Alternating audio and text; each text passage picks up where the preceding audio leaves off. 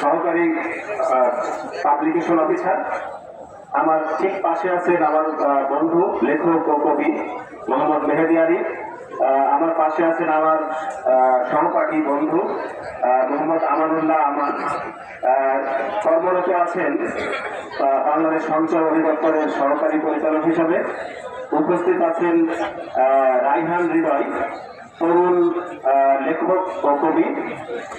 উপস্থিত আছেন আমাদের মনিরুদ্দিন মিজান ভাই, প্রকাশনা কর্মকর্তা বিআইডিএস।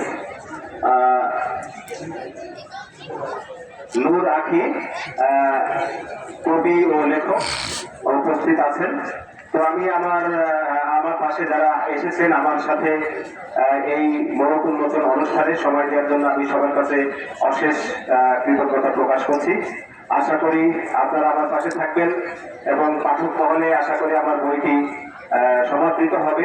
আমি যে জিনিসটা তুলে ধরতে চেয়েছি, বাংলাদেশের অসুস্থ সময়ের যে ছাত্র রাজনীতি, সেই ছাত্র রাজনীতির একটা দলিল, ভবিষ্যতের দলিল হিসাবে আমি বইটা লিখেছি, যাতে 50 বছর পরেও মানুষ আসলে জানতে চাই যে সেই সময় রাজনীতিটা কেমন ছিল, একটা সাধারণ শিক্ষার্থী আসলে পড়ালেখা করতে পারতো কিনা, তাদের সেই পড়ালেখার জ্ঞান চর্চার জায়গাটা ছিল কিনা, সেই জিনিসটা যেন 50 বছর পরেও মানুষ জানতে পারে, জানার একটা সোর্স থাকে।